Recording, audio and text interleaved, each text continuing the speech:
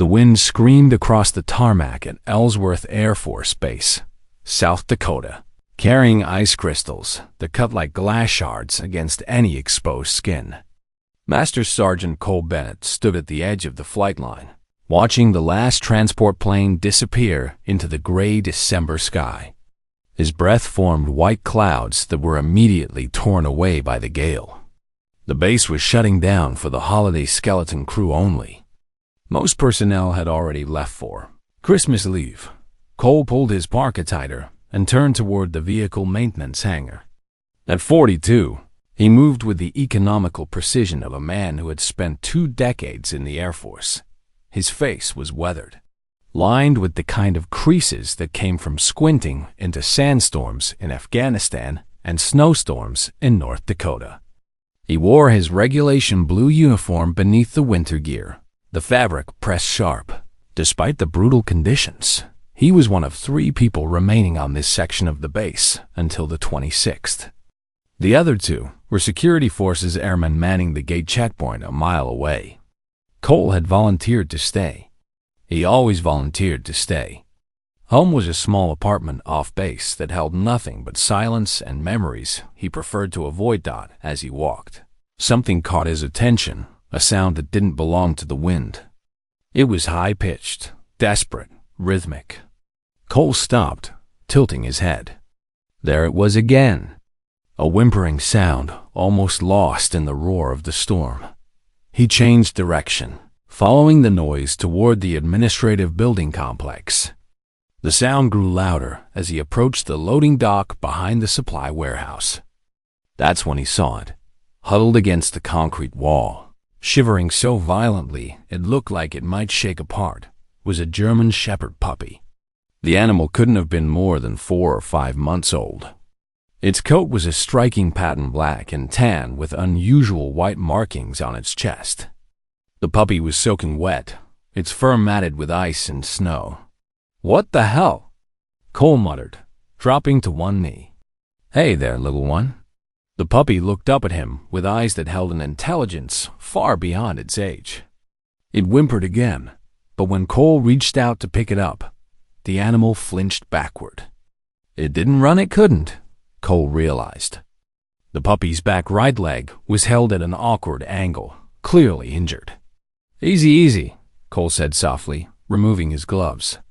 He extended his bare hand slowly, letting the puppy sniff. "I'm not going to hurt you." The puppy trembled, its small body racked with cold. Cole could see the signs of hypothermia setting in the violent shaking, the glazed look in its eyes, the way its breathing came in rapid, shallow gasps. This animal had been out here for a while. Cole scooped the puppy up carefully, cradling it against his chest inside his open parka. The animal was ice cold, its heartbeat racing against Cole's ribs. As he stood, he noticed something else. There was a worn nylon collar around the puppy's neck. He pulled it gently to check for tags. There was no identification tag. No name. No owner information. But caught in the buckle of the collar, frozen stiff, was a torn piece of fabric. Cole worked it free with numb fingers, holding it up to the dim security lights. It was Air Force digital camouflage pattern, the same pattern as the combat uniform Cole had worn for 15 years. The fabric was stained dark at one edge. Cole brought it closer. The stain wasn't mud. It was blood. His training kicked in immediately. This wasn't a stray. This was a military working dog, or at least a dog connected to someone in uniform. The fabric, the collar, the fact that the puppy was on a secure military installation, none of it was random. "Where did you come from?" Cole asked, looking down at the shivering bundle pressed against his chest. "Where's your handler?" The puppy whimpered and tried to turn its head back toward the eastern perimeter of the base, toward the access road that led to the training grounds and the remote equipment storage areas. Areas that were supposed to be empty right now. Cole felt a cold knot form in his stomach that had nothing to do with the weather. Someone was out there. Someone who wore the same uniform he did. Someone who was hurt. He looked toward the warm lights of the administrative building, then back at the dark expanse of the eastern perimeter. Every instinct told him to get this puppy inside, to call security forces, to follow protocol. But 17 years ago, Cole had ignored his instincts during a patrol in Kandahar. He'd convinced himself that the report of gunfire was just backfiring vehicles, that it wasn't worth investigating in the dark. By the time they'd responded the next morning, they'd found 3 Marines pinned down and wounded, one of whom didn't make it. Cole had carried that weight ever since. He pulled his radio from his belt. "Security forces, this is Master Sergeant Bennett, Vehicle Maintenance Section. I need immediate assistance at the East Perimeter Access Road. Possible personnel in distress." Static crackled back. "Bennett, conditions are white out beyond the flight line. We cannot deploy until visibility improves." Cole looked at the puppy. Its shaking was slowing down, not because it was warming up, but because its body was giving up the fight. "Copy that," Cole said. He clipped the radio back to his belt. Then he turned east and started walking into the storm. Carrying the freezing puppy and following the only lead he had, the desperate message caught in a collar. Written in blood and duty. Part 2. The trail Cole moved through the blizzard with the steady, methodical pace of a man who understood that panic killed faster than cold. The puppy was tucked inside his parka, pressed against his chest where his body heat could do the most good. He could feel the animal's rapid heartbeat gradually slowing, whether from warmth or from shock. He couldn't tell. The eastern access road was barely visible. The painted lines on the asphalt completely buried under 6 inches of fresh powder. Cole kept his eyes down, searching for any sign of disturbance in the snow. The wind had covered most tracks, but he was looking for shapes, for inconsistencies, for anything that didn't belong. His radio crackled again. "Bennett, this is Airman First Class Torres at the gate. What's your 20? East Access Road, approximately half a mile past the fuel depot," Cole replied, his words clipped short by the cold. "Sergeant, you need to return to shelter. Wind chill is -30. This is not safe." Noted. Continuing search. There was a pause. "Sergeant, I need to advise." "Torres," Cole interrupted, his voice hard. "There's a wounded military working dog out here. That means there's a handler. I'm not leaving until I find them." Another pause. "Copy that, Sergeant.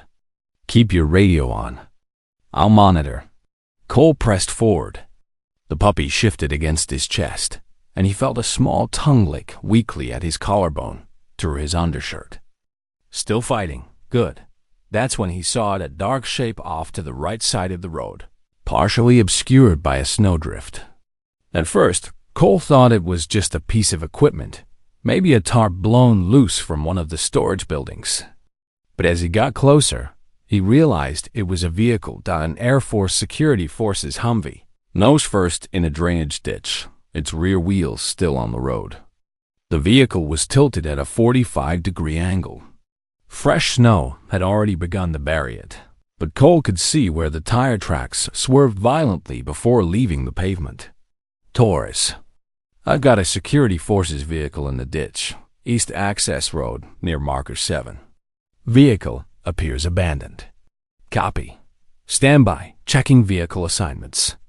Cole approached carefully. The driver's side door was open, hanging at an awkward angle. The windshield was intact, but the side mirror had been sheared off. He shone his flashlight inside. The cab was empty, but there were signs of a struggle or an injury. The driver's seat had blood on it. Not a lot, but enough. On the passenger seat was a tactical vest with a name tape.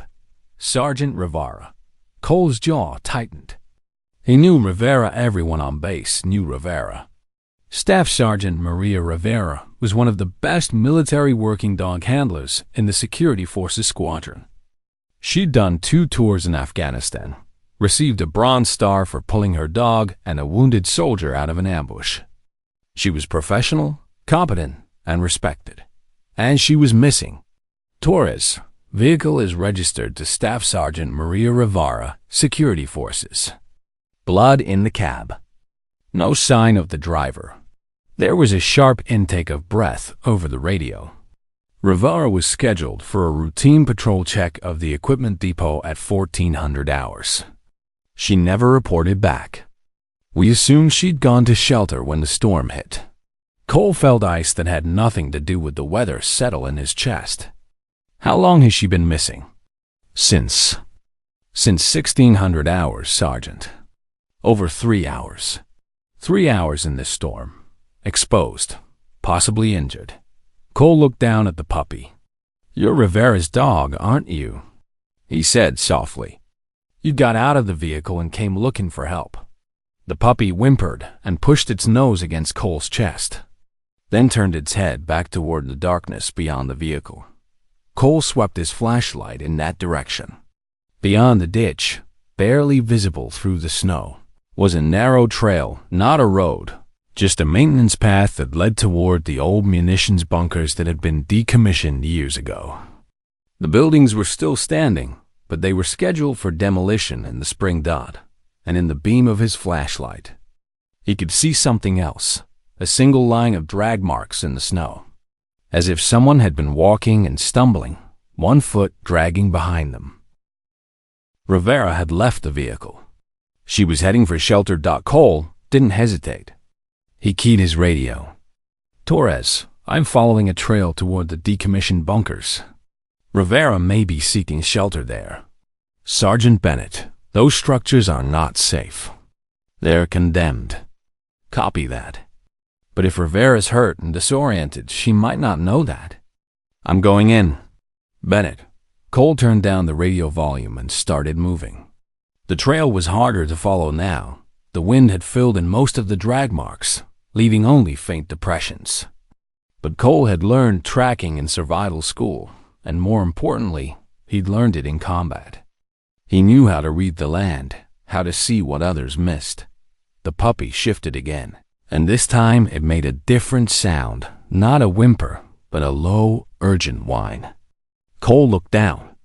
The dog was staring ahead, its ears pricked forward despite its exhaustion. "You can smell her, can't you?" Cole said. "Good. Help me find her?" He walked faster now, fighting against the wind.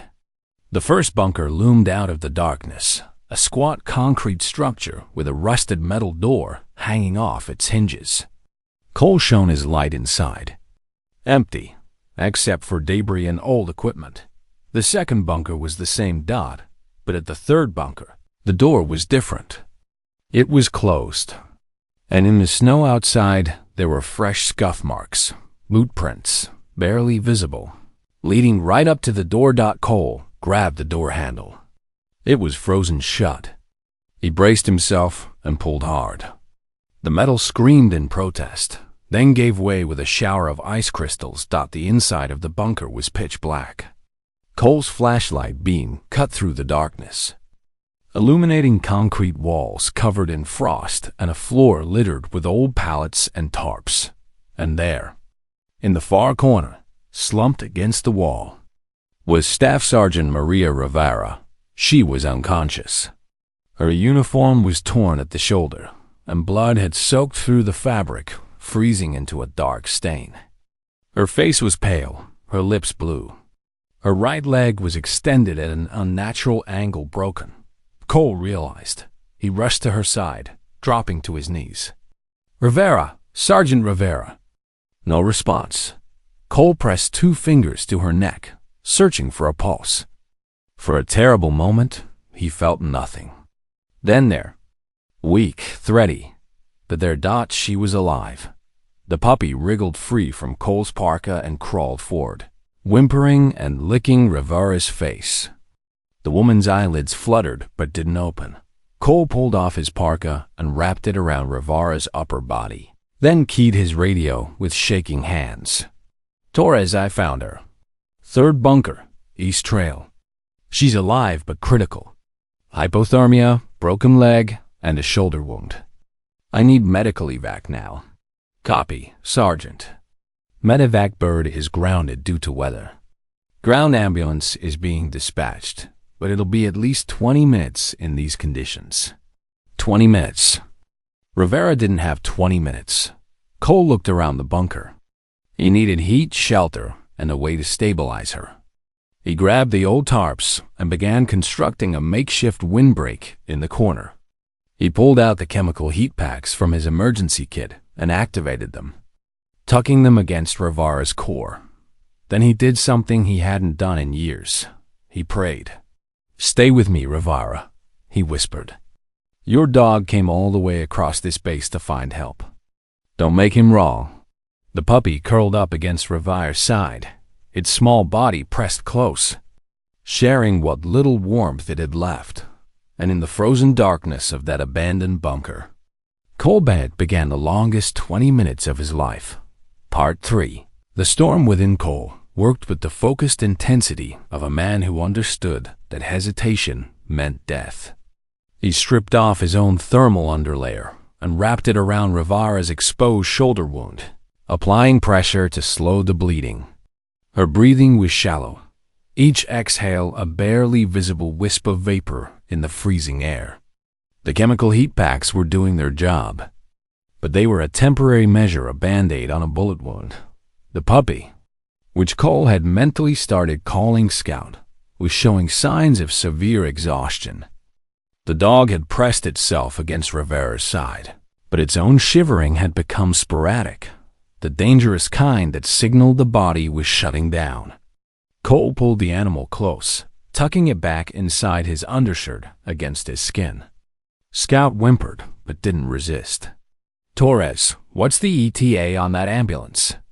Cole barked into his radio. 15 minutes, Sergeant. They're fighting the drifts on the main access road." 15 minutes. Cole looked at Rivera's pale face. She'd lost consciousness again, her head lolling to the side. He checked her pulse, still there, but weaker than before. "Rivera," he said firmly, the way he'd been taught in combat lifesaver training. "Staff Sergeant Maria Rivera. If you can hear me, I need you to fight. Your dog is here. Scout is here. He needs you." No response. Cole's mind raced back through his years of training, searching for anything else he could do. Keep her warm. Keep pressure on the wound. Keep her airway clear. Monitor vitals. The checklist ran through his head like a mantra. But beneath the training, beneath the protocol, something else stirred a memory he'd buried deep. It was 2007. Forward operating Base Shank, Afghanistan. Cole had been a staff sergeant then, leading a small maintenance crew responsible for keeping the base's vehicles operational. They'd been working late one night when an IED strike hit a convoy just outside the wire. The medevac teams were overwhelmed, and Cole's commanding officer had ordered every available person with medical training to the aid station. Cole had ended up holding pressure on a Marine's femoral artery while the trauma surgeon worked on another casualty. The Marina kid named Corporal James Hendricks couldn't have been more than 22, had looked up at Cole with terrified eyes and asked if he was going to die. Cole had lied. He'd said no. He'd said the docs were going to fix him up and he'd be playing basketball stateside in no time. Hendricks had died 4 minutes later. Cole had carried that lie for 15 years. He'd carried the weight of those frightened eyes, the memory of a grip that went from desperate to slack in the span of a heartbeat. He looked down at Rivera now, at her pale lips and the frost forming on her eyelashes, and he made a decision. "You're not dying here," he said aloud, his voice harsh and certain. "Not on my watch. Not this time." He keyed the radio again. "Torres, I need that ambulance now. Rivera's vitals are dropping. If they can't get here in the next 5 minutes, I'm carrying her out myself." "Sergeant Bennett, you can't carry an adult with a broken leg through a blizzard. You'll both die. Then tell them to drive faster." Cole heard the frustration in Torres's voice, but also the respect. "Copy that, Sergeant." They're pushing as hard as they can. The minutes crawled by like hours. Cole kept talking to Rivera, kept checking her pulse, kept adjusting the heat packs. Scout, despite his own exhaustion, had begun licking Rivera's face again, as if the small dog understood that his handler needed to stay conscious. That's when Cole heard it, the distant rumble of an engine, growing louder. Headlights cut through the falling snow outside the bunker, and suddenly the space was flooded with light. Voices shouted, and two paramedics burst through the door, carrying a stretcher and trauma bags. "We've got her," one of them, a senior airman with a name tape that read Marsh, said, immediately dropping to Rivera's side and pulling out assessment equipment. "Sir, you need to step back and let us work." Cole didn't move. "She's got a broken right leg, shoulder wound with moderate blood loss, severe hypothermia, and she's been unconscious for the last 8 minutes. Pulse is weak and thready. Respirations are shallow." Marsh looked up at him with new respect. "You ex-BJ?" "No, just a mechanic who paid attention in lifesaver training." The second paramedic, a tech sergeant named Wilson, had already started in 4-line and was wrapping heated blankets around Rivera's torso. "We're going to stabilize her here for 2 minutes, then move. Sergeant Bennett, we're going to need you to carry the dog. He's hypothermic too." Cole looked down at Scout, still pressed against his chest. "He's coming with us. Not a problem." They worked with practiced efficiency, splinting Rivera's leg and securing her to the spine board. Within 3 minutes, they were loading her into the back of the ambulance. Cole climbed in behind them, still holding Scout Dodd as the ambulance pulled away from the bunker. Cole looked back through the rear window. The storm was finally beginning to ease, the snow falling in softer, slower curtains. The bunker disappeared into the white landscape, just another shadow in the vast emptiness of the base. But Cole knew it wasn't empty. Someone had tried to kill Rivera out there. Because the more he thought about it, the less her accident made sense. Rivera was an expert driver, trained to handle vehicles in extreme conditions. The road she'd been on was straight and flat. There was no reason for her to lose control and end up in that ditch, not unless something had forced her off the road. And then there was the puppy. Scout wasn't just any dog. He was Rivera's personal dog, not a military working dog assigned to her.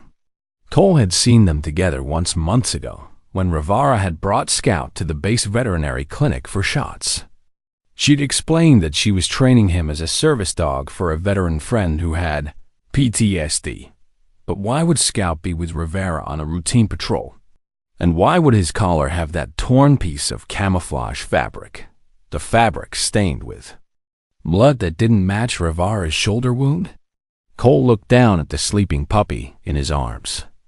Scout's breathing had finally steadied, the warmth of the ambulance and Cole's body heat slowly bringing him back from the edge. "What did you see out there, buddy?" Cole whispered. "What happened to Rivera?" Scout's ear twitched, but the dog didn't wake. And Cole was left with a growing certainty that this was no accident and that whoever was responsible might still be on this base, waiting for another chance to finish what they'd started. Part 4. Shadows and Lies. The base hospital was a bright, sterile contrast to the frozen darkness Cole had just left behind. He sat in the waiting area of the emergency room, still wearing his blood-stained undershirt and borrowed scrubs that a nurse had given him after taking his statement. Scout lay at his feet, wrapped in a heated blanket that the veterinary tech had brought over. The puppy was sleeping now, his breathing steady and strong. Captain Sarah Chun, the emergency room physician, emerged from the treatment area and approached Cole. She was in her mid-30s, her black hair pulled back in a tight bun, her eyes sharp with the kind of fatigue that came from too many long shifts. "Sergeant Bennett," she said, extending her hand. "Sergeant Rivera is stable. You got to her just in time. Another 20 minutes and we'd be having a different conversation." Cole shook her hand, feeling the tension in his shoulders release slightly. "Will she recover?" "The hypothermia was severe, but we're warming her gradually." The leg fracture is clean. We'll need to do surgery to set it properly, but there's no nerve damage. The shoulder wound is what concerns me. Dr. Chun pulled out a tablet and pulled up an image. This wasn't caused by the accident. It's a laceration from a sharp object, possibly a knife. And there's bruising around her throat that suggests someone grabbed her from behind. Cole's jaw tightened. Someone attacked her. That's what it looks like. I've already filed a report with security forces and OC. She looked at him carefully. Sergeant Bennett, I need to ask, did you see anyone else out there? Any evidence of another person? No, just Rivera, the wrecked Humvee, and the dog. Cole hesitated, but there was something off about the accident. The vehicle went into the ditch at an angle that doesn't make sense for a simple loss of control. And the driver's side door was open, like she'd gotten out in a hurry or been pulled out. Dr. Chun nodded slowly. OC will want to interview you. There's an investigator on the way from Rapid City, but he won't arrive until tomorrow morning due to the storm. In the meantime, security forces has posted a guard on Rivera's room. Can I see her? She's sedated, but yes, room 12. Cole stood, and Scout immediately scrambled to his feet, alert despite his exhaustion. Together, they walked down the hallway to Rivera's room. Outside the door stood a young security forces. Airman First Class Torres, the same one Cole had been communicating with on the radio. Torres snapped to attention when he saw Cole. Master Sergeant Bennett, sir, I wanted to thank you. Sergeant Rivera. She's been my mentor since I arrived at this base. If you hadn't found her, you would have found her, Cole interrupted gently. You were doing your job. Sometimes that's all any of us can do. Torres nodded, but Cole could see the guilt in the young man's eyes. The same guilt Cole had carried for years. The guilt of not being fast enough, not seeing the danger soon enough. Cole pushed open the door to Rivera's room. She was lying in the hospital bed, surrounded by monitors and 4 lines. Her face was still pale, but there was color returning to her cheeks. Her eyes were closed, her breathing steady. Scout whined softly and pulled toward the bed. Cole lifted the puppy up carefully, setting him on the edge of the mattress. Scout immediately crawled forward and pressed his nose against Rivera's hand. For a moment, nothing happened. Then Rivera's fingers twitched. Her eyes fluttered open just for a second, and she looked at the dog. A faint smile crossed her lips before her eyes closed again, but it was enough. She was fighting.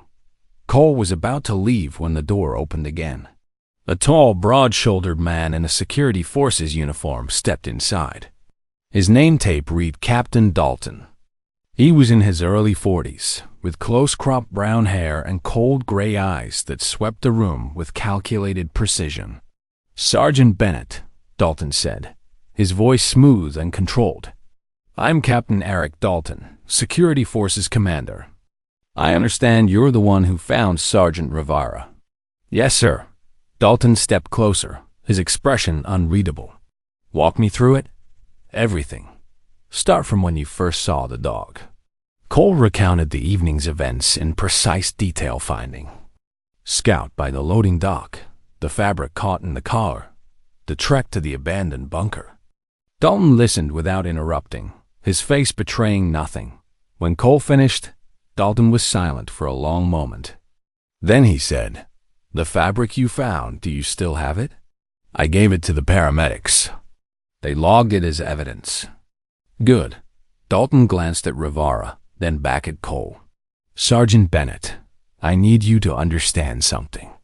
This base is already under scrutiny from headquarters.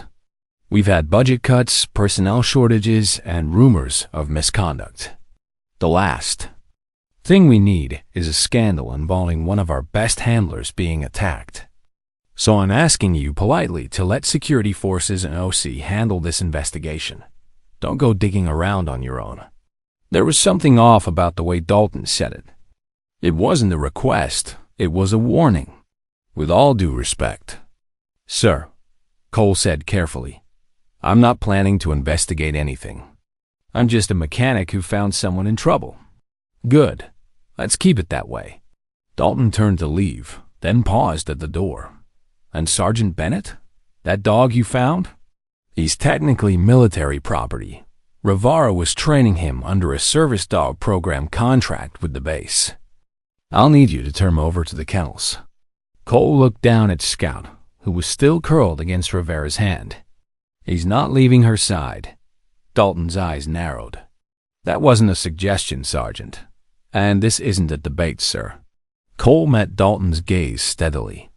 Dr. Chun has documented that the dog's presence is helping Rivera's recovery. You want to override a medical officer's recommendation. You'll need to put it in writing. For a moment, the air in the room was electric with tension. Then Dalton's expression smoothed into something that might have been a smile but didn't reach his eyes. We'll discuss this later, he said. Then he left, the door closing behind him with a soft click. Torres, who had been standing just outside, stepped back in. His face was pale.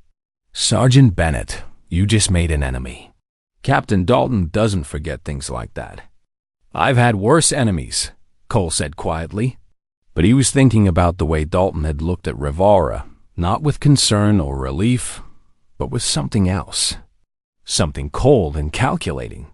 And he was thinking about the torn fabric from Scouts.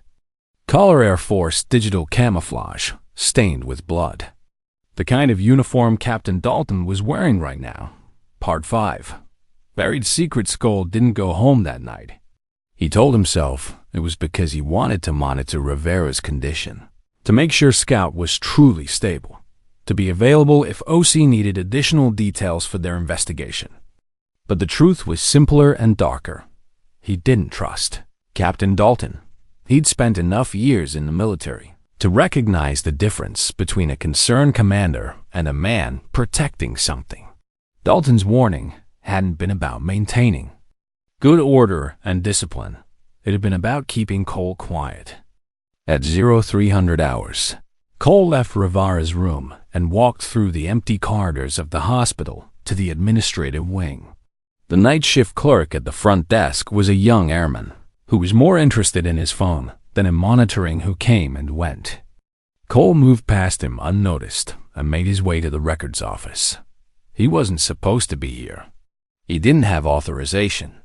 But Cole had learned long ago that sometimes the rules existed to protect the guilty as much as the innocent. The door was locked, but the lock was old, a standard pin tumbler that took Cole less than 30 seconds to pick using a paperclip and a tension wrench he kept in his wallet. He slipped inside and closed the door behind him. The records office was exactly what Cole expected. Rows of filing cabinets, a few outdated computers, and the faint smell of old paper and toner. He moved to the computer terminal and logged in using the generic maintenance account that every section on base used for equipment inspections. The password hadn't been changed in 3 years. Cole pulled up the security forces duty roster for the past 6 months and started searching. He was looking for patterns days when Rivera had filed unusual reports, times when she'd been assigned to specific posts, any indication of conflict or tension with other personnel. What he found made his blood run cold. Over the past 4 months, Rivera had filed 7 separate incident reports with her chain of command. Each report detailed discrepancies in the security force's equipment inventory, missing ammunition, unaccounted for weapons, and at least 2 occasions where classified material had been improperly logged. Every single report had been filed directly to Captain Dalton, and every single report had been marked as unfounded and closed without investigation. Cole leaned back in his chair, his mind racing. Rivera hadn't just been a military working dog handler. She'd been a whistleblower. She'd seen something wrong, reported it through proper channels, and been shut down. He kept digging. He pulled up the vehicle maintenance logs for the security forces Humvee Rivera had been driving when she crashed. The last entry before the accident was routine, but there was something odd about the signature. The mechanic who'd signed off on the pre-patrol inspection was listed as airman, Marcus Webb. Cole knew Webb. The kid was barely 20 years old, fresh out of tech school, and scared of his own shadow. There was no way Webb would have signed off on a vehicle inspection without triple-checking everything. He was too worried about making a mistake. Cole pulled up Webb's current duty assignment. According to the system, Webb was on emergency leave in Ohio, visiting a sick family member. He'd left the base 2 days ago, 1 day before Rivera's accident. Too convenient. Cole grabbed a piece of paper and scribbled down names and dates. He was about to log out of the system when he heard voices in the hallway outside. He froze. "Don't care what time it is. I want those records pulled now." That was Dalton's voice, sharp and commanding. "Sir, the records office is locked for the night." "I don't have." "Then get someone who does." "I want every file related to Sergeant Rivera's duty assignments for the past year on my desk by 0600. Cole's pulse quickened. Dalton was covering his tracks. Whatever was in those files, he didn't want OSI to see it. Cole shut down the computer terminal and moved quickly to the window. It was a first-floor office, and the window opened onto a narrow alley between buildings. He unlocked it, slid it open, and climbed through just as he heard keys rattling in the door lock behind him. He dropped into the alley, landing in a crouch in the snow. The cold bit through his borrowed scrubs, but he didn't stop moving. He circled around the building and made his way back toward the hospital entrance, his mind working through what he'd just discovered. Rivera had found evidence of criminal activity within the security forces squadron. She'd reported it to Dalton, and Dalton had buried it. The question was, why? Cole slipped back into the hospital and returned to Rivera's room. Torres was still on guard duty, though he looked half asleep in his chair. Scout was curled up on the bed, his head resting on Rivera's arm. Cole sat down in the corner chair, the notes he'd taken folded in his pocket. He pulled out his personal phone, not his military-issued one, and sent a text to someone he hadn't spoken to in over a year. "Need your help. Something wrong at Ellsworth. Can you make some calls?" The recipient was Lieutenant Colonel James Reeves, Cole's former commander from his deployment in Afghanistan. Reeves had retired 3 years ago and now worked as a defense contractor in Virginia. But he still had connections throughout the Air Force, the kind of connections that could bypass official channels. When necessary. 3 minutes later, his phone buzzed with a reply. "What kind of wrong?" Cole typed back, "The kind that gets people killed." Another pause. "Then, I'll make some calls. Stay safe, Cole." Cole put his phone away and looked at Rivera. She was still unconscious, but her vitals were stronger now. She was a fighter. She'd survived the cold, the injury, and whatever attack had put her in that ditch. But she wouldn't survive if Dalton decided she was still a threat. Cole stood and walked to the door. Torres looked up, startled. "Sergeant Bennett?" "Torres, I need you to do something for me. Don't ask questions, just listen. If Captain Dalton comes back and tries to move Sergeant Rivera to another location, you stall him. You call Dr. Chan. You call the base commander. You call God himself if you have to. But you don't let her leave this room. Understand?" Torres blinked. "Sergeant, I can't just..." "Yes, you can. Because right now, you might be the only thing standing between her and whoever tried to kill her." Cole leaned in close, his voice dropping to a harsh whisper. Rivera was investigating something. She found something bad, and someone wanted her dead before she could report it. You want to honor your mentor? You keep her alive. Torres's face went pale, but he nodded slowly. "Yes, Sergeant. I won't let anything happen to her." "Good man." Cole left the hospital and walked across the base toward the vehicle maintenance hangar. The storm had finally passed completely, leaving the world buried under a pristine blanket of white.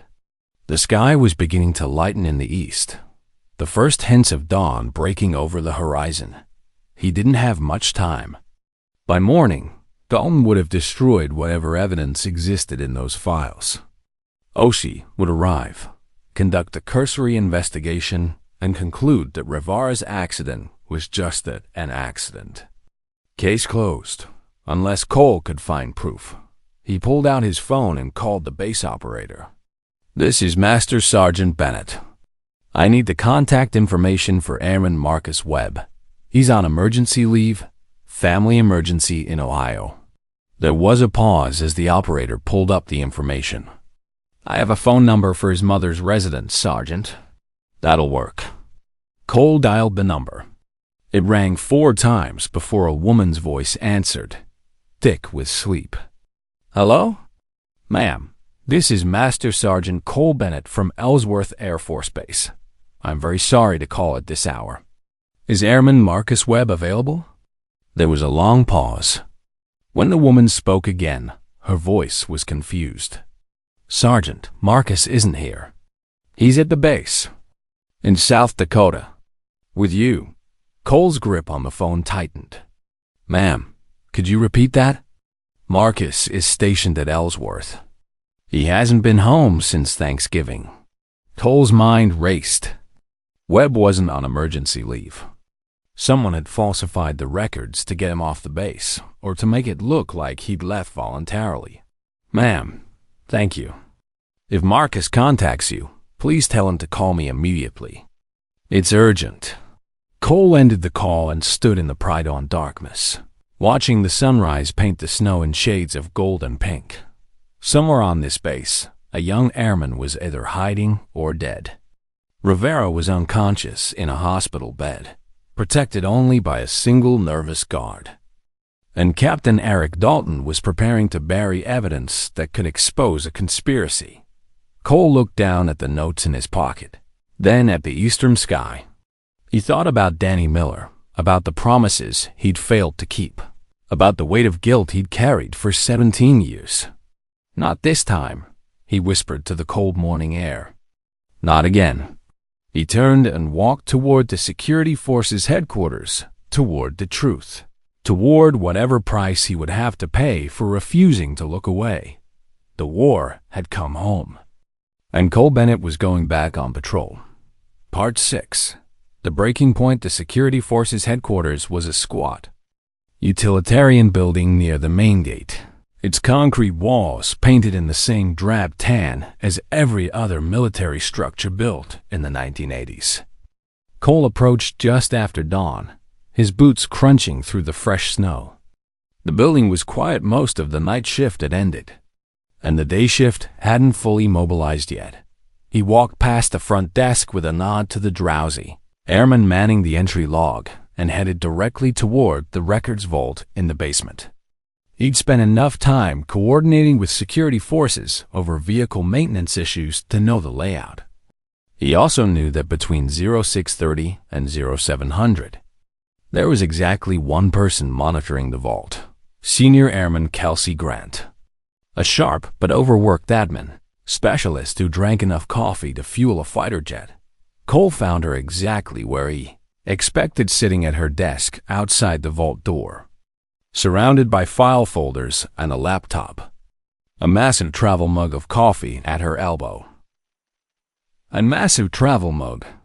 Sergeant Bennett," she said, looking up with surprise. "You're up early. Or did you not sleep?" "Didn't sleep," Cole admitted. "Grant, I need to access vehicle maintenance logs for the security forces fleet. Specifically, the Humvee that was involved in Sergeant Rivera's accident." Grant frowned. "That's part of an ongoing investigation, Sergeant. I can't just—" "I'm not asking you to violate protocol," Cole interrupted smoothly. "I'm the Senior Vehicle Maintenance NCO. If there was a mechanical failure that contributed to the accident, it falls under my purview to document it for the investigation. I'm just doing my job." It was a thin justification, but Grant was tired and overwhelmed. She hesitated, then sighed. "Fine, but you didn't get this from me." She unlocked the vault and led him to the filing section for vehicle records. Cole pulled the folder for Rivera's Humvee and began scanning through the maintenance logs. There 3 days before the accident. There was an entry for a routine brake inspection. The inspection had been signed off by Airman Marcus Webb, but there was something odd about the signature. It was too neat, too precise. Webb's usual signatures were messy, hurried. This one looked deliberate. Cole took a photo of the log with his personal phone, then flipped back further. 2 weeks before that, there was another entry, this one for a steering column adjustment, also signed by Webb. "Grant," Cole said carefully, "do you have Webb's personnel file?" "Why? Humor me." Grant pulled up Webb's file on her laptop and turned the screen toward Cole. He scanned through the entries until he found what he was looking for. Webb's handwriting samples from his initial enlistment. Paperwork. Cole placed the maintenance log next to the screen and compared the signatures side by side. They didn't match. The handwriting on the maintenance log was completely different, sharper angles, different spacing, a distinct slant that Webb's natural writing didn't have. Someone had forged Webb's signature. "Grant, where is Webb right now?" His real location, not what's in the system. Grant's eyes widened. "Sergeant, I don't know what you're... Please. This is important." She hesitated, then typed quickly on her laptop. Her face went pale. According to the access logs, Webb's ID card was scanned at the dormitory at 2200 hours last night. But the system shows him on emergency leave in Ohio. Someone's lying. Either he's here and the leave is fake, or someone else is using his ID. Cole felt a cold knot tighten in his chest. "I need to find him, now." They were interrupted by heavy footsteps on the stairs.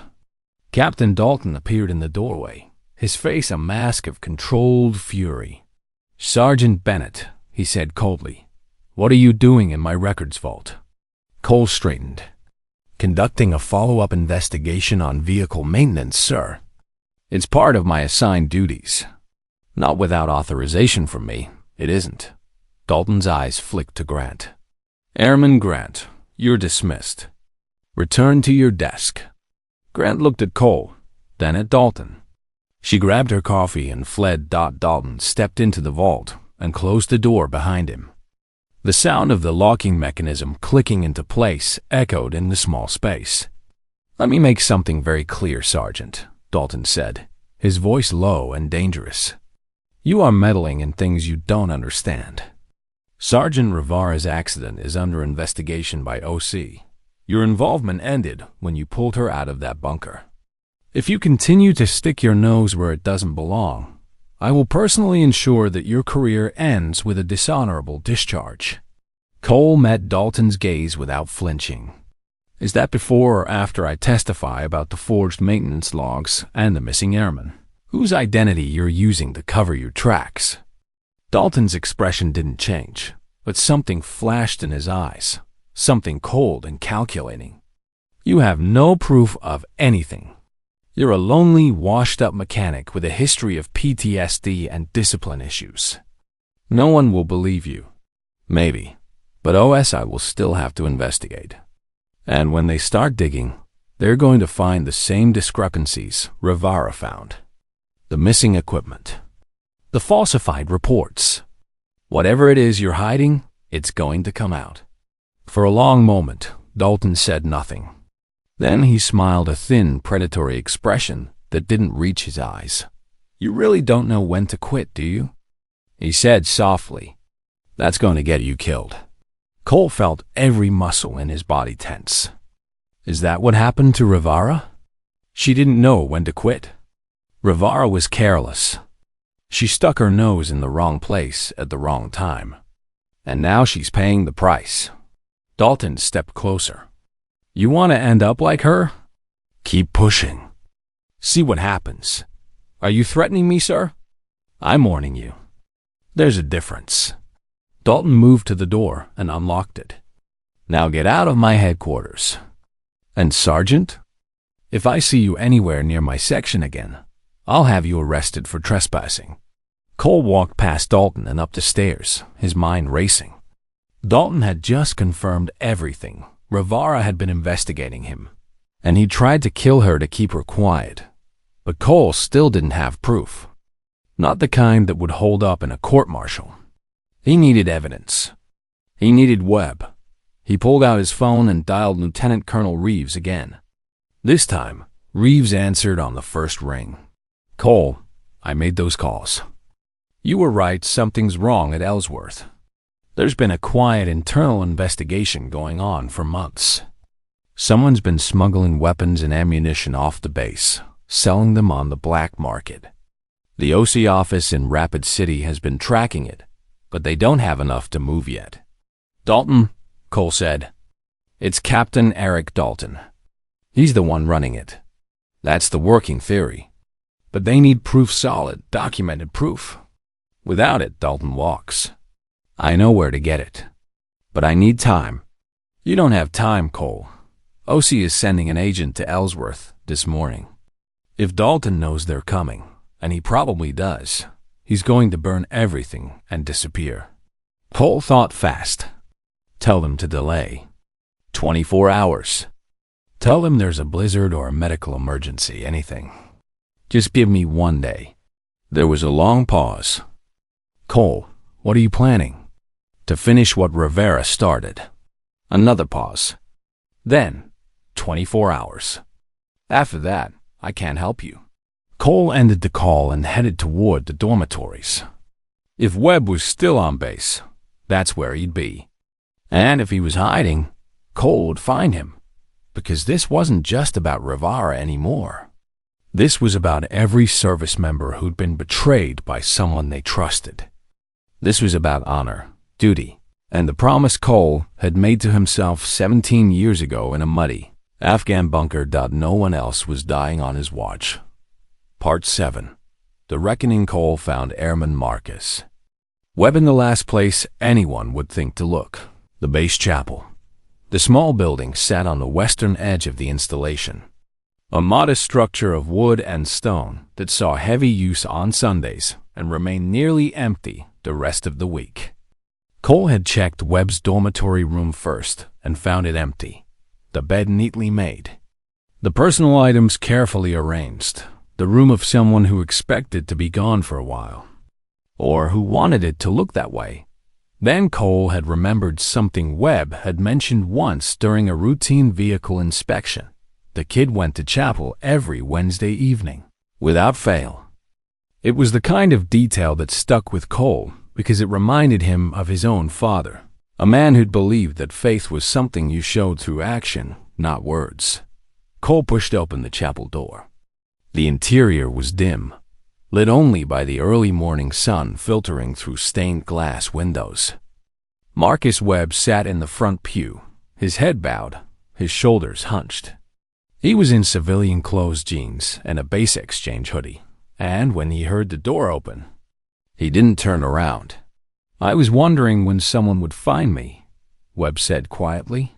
Cole walked down the aisle and sat in the pew beside him. "You've been hiding for 2 days. I didn't know what else to do." Webb finally looked up. He was young, 20 at most, with a thin face and red-rimmed eyes that spoke of too many sleepless nights. "Captain Dalton told me if I said anything, he'd make sure I went to Leavenworth. He said no one would believe me." "Tell me what happened, Marcus." Webb took a shaky breath. 3 months ago, Captain Dalton called me into his office. Said he had a special assignment, routine vehicle maintenance on some security forces Humvees. He told me to sign off on the inspections, even if I found problems. Said it was a test, that he was evaluating my judgment under pressure. "And you did it?" "Yes, sir." "I was scared. Dalton's the squadron commander. I thought I'd get in trouble if I refused." Webb's voice cracked. But then Sergeant Rivera started asking questions. She noticed discrepancies in the equipment inventory, and she started looking into vehicle maintenance logs. When she found my signatures on inspections I never actually performed, she confronted me. "What did you tell her?" "The truth. I told her Dalton ordered me to do it. She said she was going to report it to OC." Webb wiped his eyes. 2 days later, I got orders to report to Dalton's office again. He told me there had been a family emergency, that my mother was sick, and I needed to go on leave immediately. He had all the paperwork, ready leave forms, plane tickets, everything. But when I tried to call my mom to tell her I was coming, Dalton took my phone. He said the base phone system was down and I could call from the airport. But you never left. No, sir. Something felt wrong. I hid in the chapel and stayed out of sight. And then I heard about Sergeant Rivera's accident. Webb looked at Cole with haunted eyes. It wasn't an accident, was it? No. Dalton tried to kill her because she was going to expose him. Webb's face crumpled. This is my fault. If I hadn't signed those logs, you were following orders from a superior officer. What's happening here is on Dalton, not you. Cole placed a firm hand on Webb's shoulder. But now you have a choice. You can keep hiding, or you can help me stop him. How? He's a captain. He'll just deny everything. Not if we have proof. Cole pulled out his phone and showed Webb the photos he'd taken of the maintenance logs. Your signatures were forged. I can prove that. But I need you to testify about what Dalton ordered you to do. And I need you to tell me what he was really using those vehicles for. Webb hesitated, then nodded slowly. There's a storage bunker on the eastern perimeter, one of the old munitions bunkers scheduled for demolition. Dalton's been using it to stockpile equipment. Weapons, ammunition, body armor stuff he's been skimming from the security forces inventory over the past year. He's been moving it off base using those Humvees. How do you know this? Because he made me drive one of the shipments. Webb's voice dropped to a whisper. 2 months ago, he ordered me to drive a Humvee loaded with crates to a civilian warehouse off base. He said it was a training exercise. But I saw what was in those crates, Sergeant. It was military-grade weapons. Enough to arm a small militia. Cole's blood ran cold. This wasn't just theft. This was a federal crime. Dalton was trafficking military weapons, and he'd nearly killed Rivera to cover it up. Marcus, I need you to come with me. We're going to that bunker, and we're going to document everything. Then we're going straight to OC. What if Dalton finds us? Then we deal with it. Cole stood. You took an oath when you enlisted, Airman. You swore to support and defend the Constitution. Dalton broke that oath. Now it's time to hold him accountable. Webb looked at Cole for a long moment, then stood as well. Yes, Sergeant. They left the chapel together and drove in Cole's truck toward the eastern perimeter. The roads were still icy from the storm, but the sky was clear and bright. As they approached the bunker, Cole killed the engine and let the truck coast to a stop behind a snowdrift. We going quiet, Cole said. Document everything with photos, then get out. We're not here to confront anyone. They approached the bunker on foot. The door was secured with a heavy padlock, but the lock was new, recently installed. Cole pulled out his lock-picking tools and went to work. Within a minute, the lock clicked open. Inside, the bunker was exactly as Webb had described. Crates of weapons lined the walls, and 4 rifles, and 9 pistols, ammunition, grenades, and body armor. All of it neatly organized, all of it stamped with U.S. Air Force property markings. Cole began taking photos, documenting every serial number, every crate, every piece of evidence. Webb stood by the door, keeping watch. How much longer, Sergeant? Webb asked nervously. 2 more minutes. That's when they heard the engine. Cole's head snapped up. Through the small gap in the bunker door, he saw headlights approaching, a security forces vehicle moving fast. Out, Cole commanded. Now. They ran. But they were too late. Captain Dalton stepped out of the vehicle. Flanked by 2 other security forces airmen Cole didn't recognize. Dalton was holding a sidearm, his service weapon, drawn and pointed directly at Cole. I warned you, Sergeant Bennett, Dalton said, his voice cold and flat. I told you to walk away. Cole raised his hand slowly. It's over, Dalton. OSI is already on their way. I've sent copies of everything to my contact at the Pentagon. You can't cover this up. Maybe not. But I can make sure you don't testify. Dalton's finger moved to the trigger, and then, from behind Dalton's vehicle, a voice rang out across the frozen compound. Lower your weapon, Captain. That's in order. Dalton spun around. Emerging from the tree line, flanked by 4 OC agents in tactical gear, was Lieutenant Colonel James Reeves. You're under arrest, Captain Eric Dalton, Reeves said calmly. For weapons trafficking, attempted murder, and conspiracy to defraud the United States government. For a moment, Dalton didn't move. Then his shoulders sagged, and he lowered his weapon. The OC agents moved in swiftly, cuffing him and reading him his rights. Reeves walked over to Cole and extended his hand. You always did have terrible timing, Cole. Cole shook his hand, his legs suddenly weak with relief. How did you? You said you needed 24 hours. I gave you 12. The rest I spent coordinating with OC and flying out here myself. Reeves looked at the bunker, then at Dalton being led away in handcuffs. Looks like you found what you were looking for. Cole looked at Webb, who was leaning against the truck, shaking with a mixture of fear and relief. He looked at the bunker full of stolen weapons. He looked at the sunrise breaking over the mountains, painting the snow in shades of gold. Yeah, Cole said quietly. I did. Part 8. Coming home 3 weeks later. Cole stood in the hallway outside Rivera's hospital room at the Rapid City Regional Medical Center. She'd been transferred there after stabilizing at the base hospital, and the doctors said she was making remarkable progress. The broken leg was healing, the hypothermia was a memory, and the shoulder wound was closing cleanly. But it was the emotional recovery that mattered most. Rivera had spent the first week after waking up silent, staring at the ceiling, processing the reality of what had happened, that her commander, a man she trusted, had tried to murder her. Cole knocked softly on the door. It's Bennett. Come in, Rivera's voice called. Cole entered to find her sitting up in bed, a leg elevated, a laptop balanced on her lap. Scout was curled up beside her. The hospital staff had given up trying to keep the dog out after he'd staged a sit-in protest outside her room for 6 straight hours. Sergeant Bennett, Rivera said with a slight smile. I heard you're a hero now. I'm not a hero. I'm a mechanic who got lucky. You're a mechanic who saved my life. She gestured to the chair beside her bed. Sit, please, Cole said. Scout lifted. His head wagged his tail once in greeting, then went back to sleep. How are you doing? Cole asked. Better. Physical therapy is a nightmare, but they say I'll walk without a limp eventually. The shoulder's going to leave a scar, but she shrugged. I've had worse. And the rest of it?